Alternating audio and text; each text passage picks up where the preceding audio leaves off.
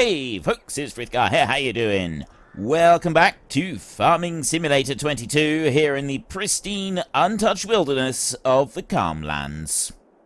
I want to make sure I get all the straw. Now, if we say, so roughly 200 bales, if we then go back and we look at the 20% loss that we had because we didn't plough and we didn't mulch and we didn't do a couple of other little tasks. Well, it was mulching and rolling and weeding and ploughing and so on. Potentially, we've missed out on the full 20% there.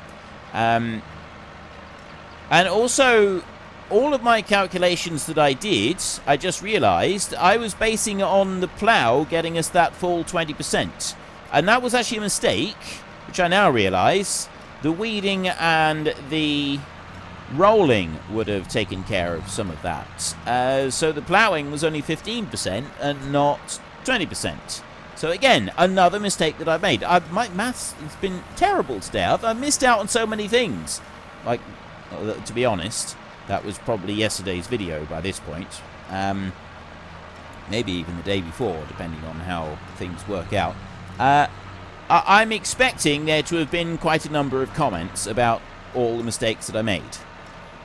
And I now realise that there were a lot of them. So anyway, if we do go and look at the 20%, because we were working on that, so, I mean, yeah, it's the plough, but we'd also need the rolling and the weeding and the other stuff to get that full 20%. We're 200 bales, so if we got another 20% on top of that, there's an extra 40 bales on top, so we're looking at 240 bales, potentially, that we could have had from this field, but we didn't. That's a lot of bales. That's potentially a lot of money from over at the shop. I don't know how much that would end up being. Yeah, I've no idea. Because bales are 700 per... You know what? I'm just going to have a quick look at something. I'm not going to be long. Just want to go in there, and then I want to go to...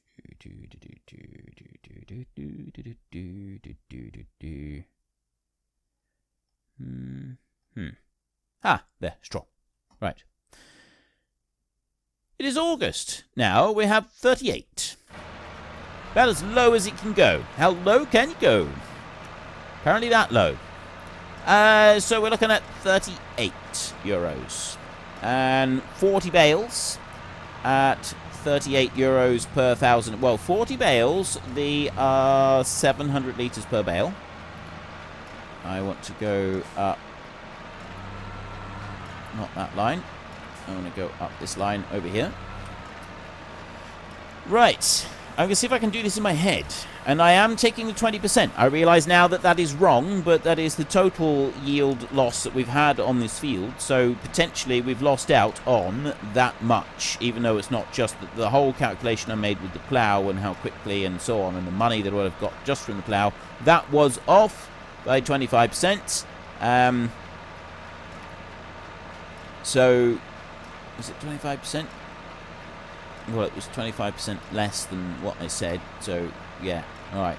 Ignore that. Don't worry about that. What we got right here is we got 40 bales that we could potentially have if we got the full yield off of this field. And it's 38 euros per 1,000 litres. Now, we want to start off with 700. We get 700 litres per bale. So we want 40 of those, which gives us 7 times 4, which is 28. Or add in 2 zeros onto the end of that. No, 40, so 3 zeros. 28,000 litres of straw. So we've got 28,000 litres of straw, which is 28 times the 38 that we get per 1,000 litres. So 28 times 38. Well, the way you figure that out is, if you're going to do it in your head, you do, well, the way I do it is I do 28 times 40 or 38 times 30, whichever. It doesn't really matter. You do one or the other. So 28 times 40. Basically, I want to do 28 times 10 is 280. Times that by 2 to make 560. Times that by 2 again to make 1,120. And then I want to take off 2 times 28, so I want to take off 56 off of that. What did I say? 1,220, was it? I think it's 1,220. Yes, it was 1,220. Less the 58. Is it 58, 56? Less 56. 1,220. 1,162. Wait a minute. I said a number wrong somewhere, and it's not 62, it's 64, because it's 56, so I don't know where I got the 2 from. My maths is really bad at the moment. Working stuff out in my head is really bad. It's not 1,164, it's 1,064. I carried a number wrong there somewhere.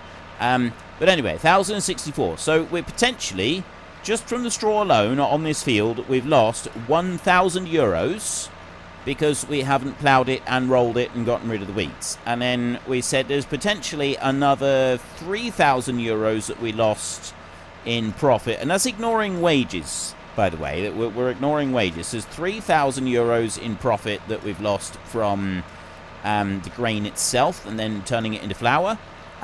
So if we add those two up, we're looking at 4,000 euros that we've lost in potential profits off of this field. Now, there are going to be some other expenses such as wages and so on that we haven't taken into account for some of those tasks, because rolling, like we drive around the outside edge and then we leave it to do some rolling, so there's going to be some labour costs. Ploughing, there's going to be a substantial amount of labour costs. It takes quite a long time. And also weeding. We'd need to get a weeder and then we run that up and down the field, so there's some more labour costs coming out of that. You've got wear and tear on the machinery, so you've got 3 separate lots of machinery that is driving up and down the field, plus you've got the wear and tear on the tractor itself. So you've got wages, you've got wear and tear on the machinery. There's quite a number of costs that you don't really factor into things that are hidden in this game, and that is actually something I really like, because there's quite an accurate depiction of real life. You think, oh yeah, you know, on the face of it, $4,000, but then when you start really getting into the nitty-gritty of it and looking at all of the costs and stuff involved, you're closer to at least 2,000, maybe less than that. Like, time you factor in all of your costs and your labour and repairing your tractor and your machinery afterwards, probably close to 1,000. So out of the 4,000 potential additional profit that we get out of this field, time you jump it all down a bit and you compress all of the numbers and everything, it's actually closer to 1,000 additional profit that you get from the field. But still, 1,000 euros is not to be sniffed at. If someone came along to me one day and said, here, have 1,000 euros, I'm not going to say, oh no, I can't be bothered with that, it's too much like hard work, I can't, you know. Mind you, I'd do the same with pennies, so I know some people who wouldn't stoop to picking up a penny off of the street because it's too much like hard work and it's not worth the money involved. I'm not that person. I'm quite happy to go and pick up a penny. Used to be a thing in school that kids didn't like to be seen picking up pennies off of the ground because they thought it made them look cheap, and that they didn't, you know, image is everything when you're in school. Image is very important, and it images everything to a lot of people. Image was never really a thing for me. I never really worried about that. If I seen a penny on the ground, I would pick it up. If I seen a 2-pence coin on the ground, I would pick it up. And one of the things that I remember in school was that there was a little shop that was run by students for students. And they didn't sell a lot in there. It was just some crisps and a few sweets and things like that. And you wouldn't be getting a great deal of things out of this shop. So you'd go and get a packet of crisps or, you know, a fizzy drink or something like that.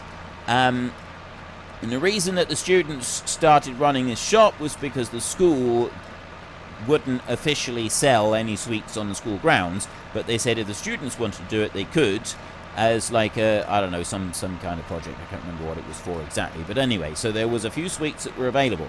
And one of the things that you could get for 5 pence was a large drumstick. Now, a drumstick is not a chicken drumstick. I'm talking about a sweet. It's basically a lollipop, but it's not a hard lollipop. It's not one that you just lick or suck. It is one that is chewy. And I used to love drumsticks. They were one of my favourite sweets at the time. And a drumstick was 5p. It was very, very rare that I wouldn't have a day where I could afford to buy at least one drumstick.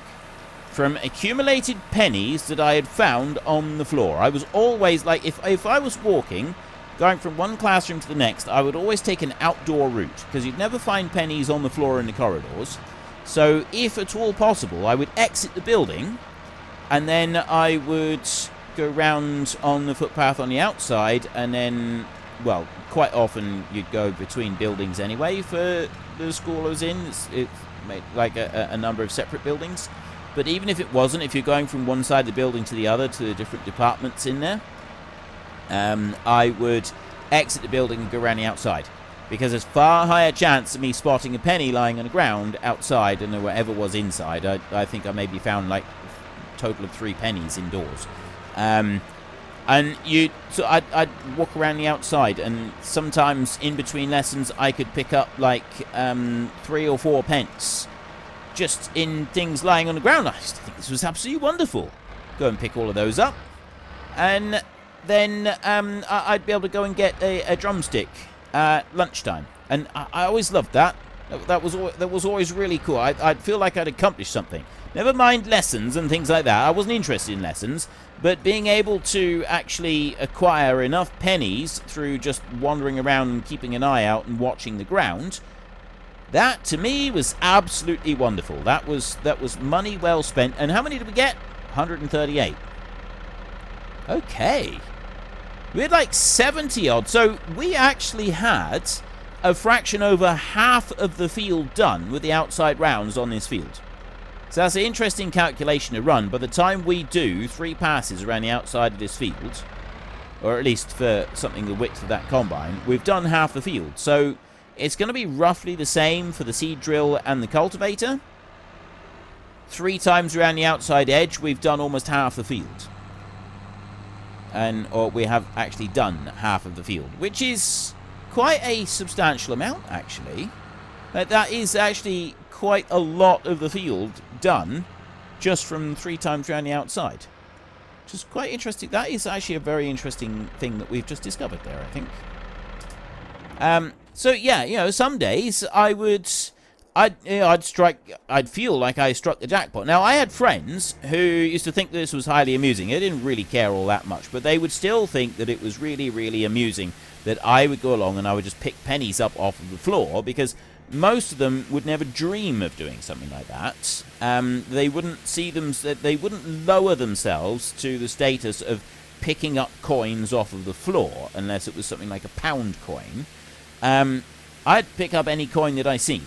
And you'd get some kids who would like get a bit of chewing gum or something, and then put that carefully onto the pavement, and then they get a 2p coin. Which is a bit, for those of you who don't know the UK currency, a 2p coin is quite a bit bigger than a 1p coin. And if you put a little bit of chewing gum on the ground, and then you stamp on that 2p coin, you can get it stuck onto the ground quite securely. I could get those coins off the ground quite easily as well. I was pretty good at levering those things off the ground.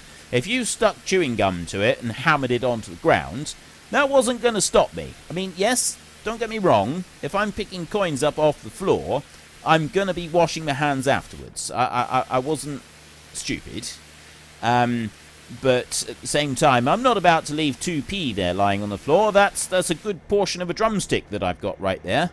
And, some days I may only get one. It was very, very few days went by. It was a bad day indeed where I didn't have enough coins found on the ground in order to buy myself at least one drumstick. Some days I would find enough to buy myself even 3 or 4 drumsticks, and those were good days. There was one day where I found a 20 pence coin. A whole 20p lying on the floor, unattended. I picked that bad boy up. I definitely did. And on top of that, I'd also had a reasonably good day with other coins as well. So I ended up walking away that day with 6 drumsticks in my school bag, and that was a good day indeed. I had a couple at lunchtime, I had a couple on the bus on the way home, and I saved a couple for the following day as well. I had drumsticks coming out of my ears. It was wonderful. It was absolutely amazing. It really was. Those were the days. I mean, don't get me wrong, I make it sound like I really enjoyed school. I didn't. I detested school with every fibre of my being. I absolutely hated school with a passion you wouldn't believe. It was awful. It was absolutely awful. I thoroughly hated school more than you can possibly contemplate. Okay, the trailer here and I got the combine. We can repair that for 300. Yes. If I'm going to repair the header trailer, I've got to... Well, not the header trailer. If I'm going to repair the header itself, I'm going to have to turn it round and reverse it up. I absolutely loathed and detested school. I really did. And that school in particular that sold those drumsticks, the only positive thing that I have about that school is buying those drumsticks. And I used to really enjoy that. That was the only good thing about school. So I always try to think about that when I think about the school, because all the other stuff was just horrifying. I really struggled in school anyway. Now, I'm going to go there. That's 220 to repair that one. We have got the money. I know it's expenses, and it does eat up our money, but it's kind of a needed expense so that we keep our machinery in tip-top condition. Then I'm going to want to go over here, and I'm going to want to fill the combine up with fuel, so that one's ready. If you're storing your machine for a long time, you want to fill the tank with fuel, because otherwise you get a load of condensation in there, and then that water can cause problems. So we definitely... You get condensation in the fuel tank, by the way, for those of you who aren't aware. It's really bad. And even though diesel machines do have water traps on them, it's still... If you get enough water in from condensation in the tank, it's not a good thing. That will happen, especially if the tank is just about empty. You could very easily get condensation building up there. So you do want to fill the tank up with diesel before you put it away. And that's what we're doing right here. Some people will actually go the opposite way, and they'll drain the tank out completely once they've stored the machine away for the winter. That is also a valid way of doing it, is you just completely drain the tank out completely, and then before you start it up next season, you give the machine a bit of a service, and then you top it right up with fuel straight away. Everyone does things differently.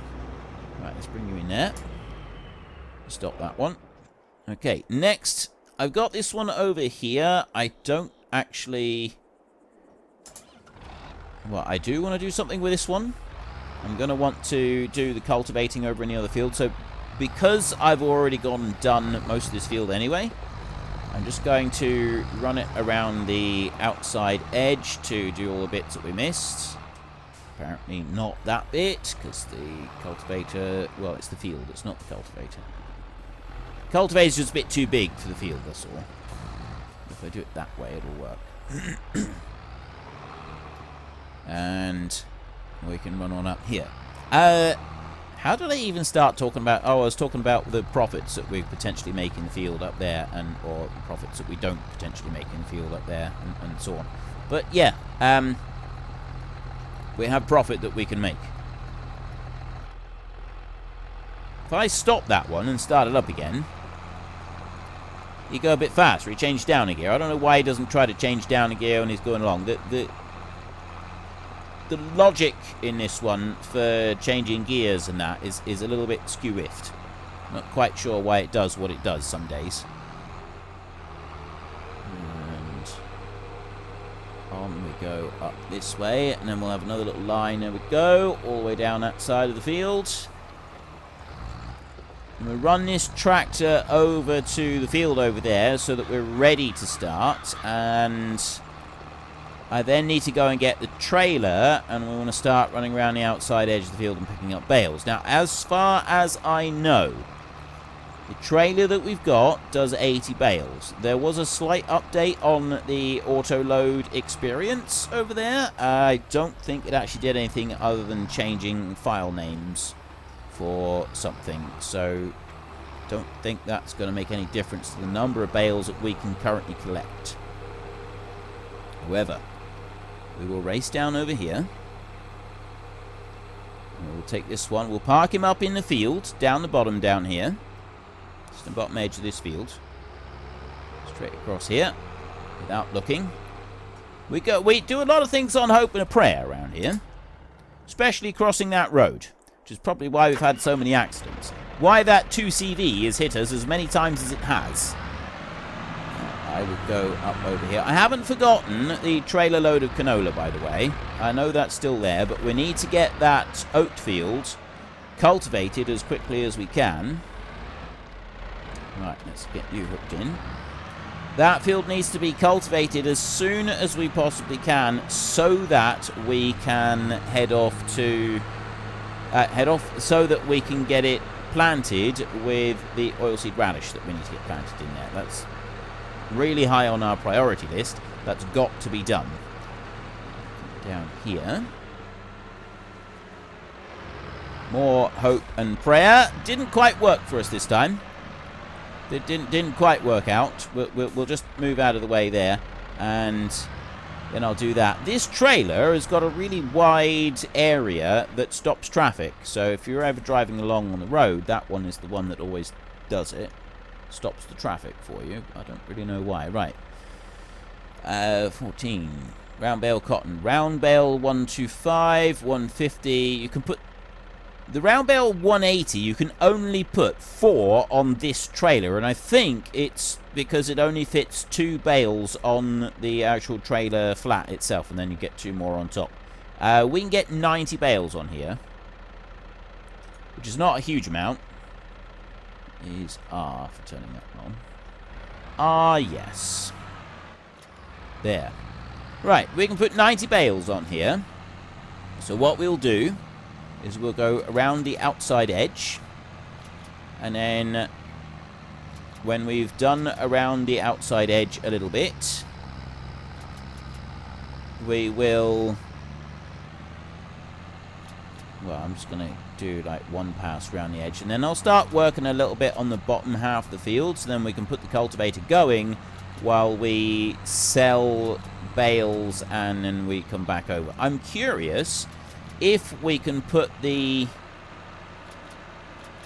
cultivator going. That bale on the back is going to fall off. See? As it moves every time the straps are done. That's about ready to fall off. So what we'll do is we'll unload that one. If I do this, I'll just dump them there, and then I'll load them back up again. It holds everything in place, and then it will do that. So you just got to go slow. It's a really good script. It's just not quite so hot for like running around the field on the small bales, because they do have this tendency to kind of fall off the back. They slowly work themselves loose because of the way the bales stack and the straps and everything. So it's not great, but I mean it's still not so bad. It's still pretty good. But I'm wondering if I can not do some runs around the outside edge of the field, and I can just put this tractor going. Whether or not it's going to be able to cope with...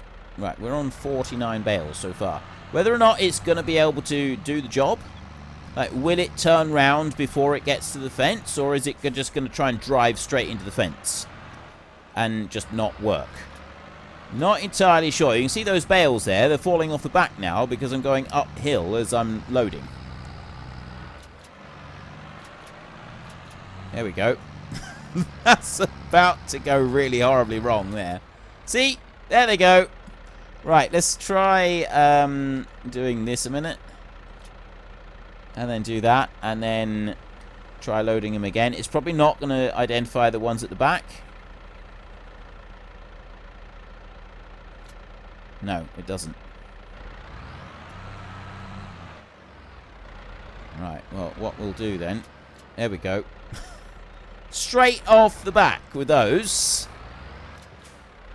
This is a little bit inconvenient because of the way that works. I mean, there's not a lot that we can do about it. Now I've got the ones on the side falling off. This trailer is great. It's just not so good with picking up bales. I just want to be able to pick up the... Yeah, I'm going to have to reverse up the hill, I think. Better get this. I got those on the side. There we go. Right. Let's try reversing up the hill to do this. This is really not working very well for me.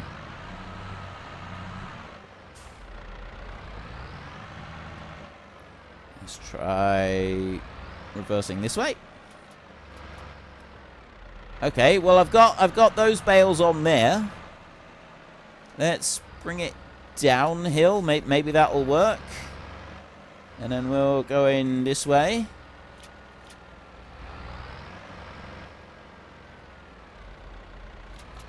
I think the best way to do this is actually just to turn off the auto load every now and then bring it into position, stay still just to load it, turn it off again, and we kind of like have to do it like this.